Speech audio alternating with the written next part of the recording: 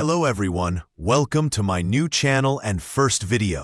Film की शुरुआत एक आवाज से होती है जो हमें ट्रोल्स की एक कहानी सुनाती है जो हजारों साल पहले इंसानों के साथ रहा करते थे। ये विशालकाय प्राणी राक्षस नहीं थे, वे मासूम थे जिनके शरीर पत्थर के और दिल मिट्टी के थे। ये जीव प्रकृति का हिस्सा और हानिरहित थे। वे बस सूरज की रोशनी से दूर रहते थे क्योंकि सूरज उन्हें पत्थर में बदल देता था। वे इंसानों के साथ खुशी खुशी रहते थे, लेकिन फिर सब कुछ बदलने लगा। ईसाई धर्म फैला और लोगों ने मान लिया कि दुनिया सिर्फ इंसानों की है, ट्रोल्स की नहीं। उन्होंने इन मासूम ट्रोल्स का शिकार करना और उन्हें चोट पहुंचाना शुरू कर दिया। वे उन्हें सूरज की रोशनी में खींच लाते ताकि वे पत्थर में बदल जाएं। पवित्र पानी और चर्च की घंटियां ट्रोल्स को भारी पीड़ा देती थीं। ये उन्हें कमजोर कर देता था और इंसानों ने इसका इस्तेमाल उनके खिलाफ किया। हमें पता चलता है कि नोरा के पिता, मुख्य किरदार के पापा, हमेशा नोरा को ये कहानियां सुनाया करते थे। उन्होंने कहा कि वे बहुत दुखी थे कि इंसानों ने ट्रोल्स की मदद नहीं की। छोटी नोरा ने अपने पिता से वादा किया कि अगर अच्छे ट्रोल्स अभी भी मौजूद है तो वह हमेशा उनकी मदद करेगी। वर्तमान नोरा और चैड की मुलाकात सालों बाद हम एक वयस्क नोरा को देखते हैं। उनके पिता की मृत्यु हो चुकी है और दुख में वह जंगल में रहती है, ट्रोल्स पर शोध करती है। उसने एक ट्रोल्स सालों पहले देखा था। ट्रोल्स के बारे में उसकी शंकाएं दूर हो चुकी है और अब वह उनका बेहतर अध्ययन कर सकती है। एक दिन एक आदमी उसके घर में घुसता है। नोरा उस पर पीछे से हमला करती है। यह चैड है, राष्ट्रपति का व्यक्तिगत सचिव, जिसने पहले नोरा की मदद की थी। वह अभी भी सरकार के लिए काम करता है, लेकिन वह ट्रोल्स को बचाने के रास्ते भी ढूंढना चाहता है। उसने नोरा के पिता से सीखा था कि ट्रोल्स दुष्ट नहीं है और राक्षस नहीं है। चैड के पास एक बड़ा राज है, इसलिए वह उसे एक गुप्त प्रयोगशाला में ले जाता है। वहां उनकी मुलाकात प्रोफेसर लहरी से होती है। नोरा की तरह वह भी ट्रोल्स पर शोध कर रहा है। यह नोरा को एक चौंका देने वाली चीज का पता चलता है। वह ट्रोल जो नाजी युग के दौरान दिखाई दिया था, इस प्रयोगशाला के अंदर है। उसने इस ट्रोल का नाम जेरी रखा है। वैज्ञानिक बताता है कि यह 100 सालों से सो रहा है। नोरा को पता चलता है कि वैज्ञानिकों ने शोध के लिए ट्रोल के अंग काट डाले हैं। यह सुनकर नोरा को गुस्सा आता है। उसे ट्रोल पर दया आती है, इसलिए वह एक लिफ्ट में बैठकर ट्रोल के कान के पास जाती है और चुपके से उसे एक कविता सुनाती है। नोरा के प्यार और भावना से ट्रोल की आंखें खुल जाती हैं। 100 साल बाद जेरी जाग जाता है। खुद को बांधा हुआ पाकर उसे गुस्सा आता है। वह पूरी प्रयोगशाला तबाह कर देता है और नोरा की लिफ्ट को फेंक देता है। हालांकि नोरा गिरने से बच जाती है। ट्रोल खुद को आजाद कर लेता है, प्रयोगशाला से बाहर निकल जाता है और सब कुछ तोड़ता फोड़ता है। वह कारों, इंसानों और घरों की परवाह नहीं करता। वह आगे बढ़ता जाता है, सब कुछ कुचलता हुआ। जेरी का कहर और मिशन की शुरुआत। हम एक पार्टी देखते हैं जहां बच्चे खेल रहे हैं। वहां ट्रोल छत तोड़कर अंदर आता है और बच्चों को पकड़ लेता है। दूसरे ट्रोल्स के विपरीत ये खतरनाक है। नोरा और उसकी टीम इसके बारे में सुनते हैं और उसे रोकने का फैसला करते हैं।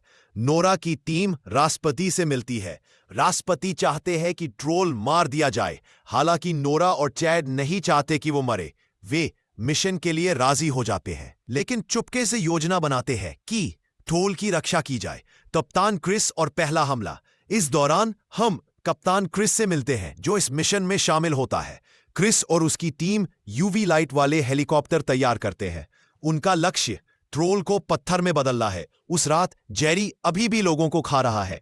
क्रिस और दूसरे हेलीकॉप्टर ट्रोल को मारने के लिए उसके पास पहुंच पे हैं। वे उसे यूवी लाइट से कमजोर करने की कोशिश करते हैं, लेकिन ये काम नहीं करता। ट्रोल हमले पर इतना गुस्सा हो जाता है कि वह जमीन से एक बिजली का खंभा उखाड़कर फेंक देता है। क्रिस के दोस्त का हेलीकॉप्टर टकरा जाता है और उसका दोस्त मर जाता है। ये देखकर क्रिस आग बबूला हो जाता है। वह बदला लेना चाहता है और ट्रोल को मारने की योजना बनाता है। नोरा की योजना और नेचर का परिचय।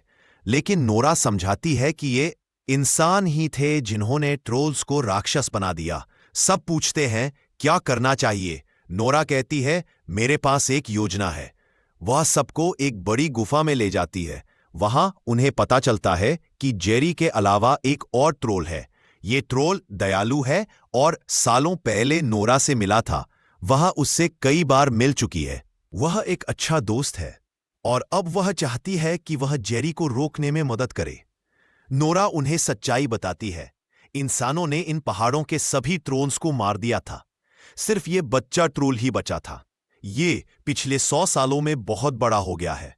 नोरा ने उसका नाम नेचर रखा है। वह ट्रोल को एक कविता सुनाती है और उससे मदद मांगती है। जेरी को रोकने के लिए नेचर नोरा की बात सुनता है और जेरी से मिलने जाता है, लेकिन जेरी इंसानों से नफरत करता है और सुनने से इनकार कर देता है। जेरी अपना पैर जमीन पर पटकता है। नेचर के नीचे की बर्फ टूट जाती है और वह अंदर गिर जाता है।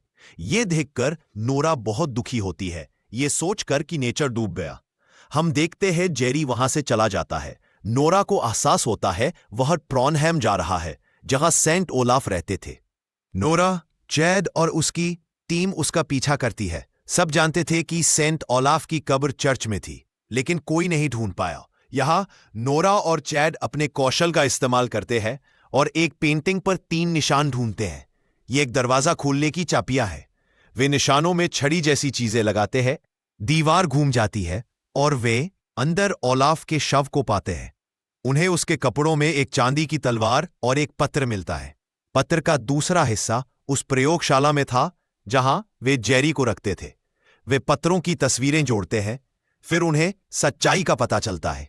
लोग हमेशा कहते थे सेंट ओलाफ ने ट्रोल्स को मारने का आदेश दिया था, लेकिन यह सच नहीं था। उन्होंने कभी आदेश नहीं दिया। वे बस उन्हें दूर ले जाना चाहते थे ताकि इंसान और ट्रोल्स शांति से रह सके। लेकिन चर्च ने उनकी अवज्ञा की और सारे ट्रोल्स को मार डाला। फिर चर्च ने दोष ओलाफ पर मढ़ दिया। सच्चाई छिपाने के लिए उन्होंने ओलाफ को मार डाला और उसकी कब्र छिपा दी। नोरा को एहसास होता है जेरी ट्रॉनहेम अपने दोस्तों का बदला लेने जा रहा है। उसे रोकने के लिए नोरा को याद आता है कि ट्रोल पवित्र पानी से कमजोर हो जाते हैं। इस चर्च के नीचे एक विशाल पवित्र पानी की झील है। नोरा, लोग और सेना पवित्र पानी का इस्तेमाल कर हथियार बनाते हैं। जैसे ही जेरी रात में वहां पहुंचता है, वे उसे चर्च की घंटियों से कमजोर करते हैं और उस पर पवित्र पानी के बम फेंकते हैं। लेकिन इससे उसे ज्यादा चोट नहीं पहुंचती। ये सिर्फ उसे गुस्सा दिलाता है और वह और चीजें तोड़ने लगता है। इससे पहले की स्थिति और बिगड़े, नेचर पानी से बाहर आता है, जिससे नोरा बहुत खुश होती है। नेचर जेरी को रोकना चाहता है, इसलिए दोनों ट्रोल्स शहर में लड़ते हैं। नोरा के दोस्त कहते हैं कि पवित्र पानी उसके शरीर पर नहीं बल्कि उसके दिल पर लगना चाहिए। यह बहुत मुश्किल है। उनके पास एक पानी का बम बचा है। ट्रोल हिल रहा है, इसलिए वे उसके मुंह पर निशाना नहीं लगा सकते। चैड खुद को बलिदान करने का फैसला करता है। वह योजना बनाता है कि बम लेकर ट्रोल के मुंह में कूद जाए। सब दुखी हैं, लेकिन यही एक रास्ता है। चैड बम लेता है और हेलीकॉप्टर से जेरी की ओर कूदता है। वे बम को जेरी के मुंह में डालने की कोशिश करते हैं, लेकिन पहली बार में नाकाम रहते हैं। चैड अपनी पत्नी को फोन करता है अलविदा कहने के लिए। वह उसे कहता है कि अपने बच्चे को बताना कि वह उससे प्यार करता है। फिर वह बम को सीधे जेरी के मुंह में डाल देता है। वह फट जाता है। जेरी के दिल में एक रोशनी चमकती है और उसका शरीर चूर चूर हो जाता है। इसी बीच नेचर उसके दिल को पकड़कर दूर फेंक देता है। जेरी मर जाता है और टीम जीत जाती है।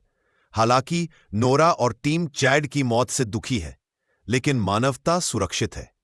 अंतिम दृश्य में हम कुछ महीने बाद का एक दृश्य देखते हैं। चैड का बेटा पैदा हो चुका है। टीम नोरा के घर जाती है। अचानक उन्हें घर हिलता हुआ महसूस होता है। नोरा बाहर देखती है और नेचर को पास आता हुआ देखती है। पता चलता है कि इंसान जान चुके हैं कि ट्रोल दुश्मन नहीं है, ये लोगों की मदद भी करता है। ये अब और छिपता नहीं है, बल्कि आजादी से रहता है।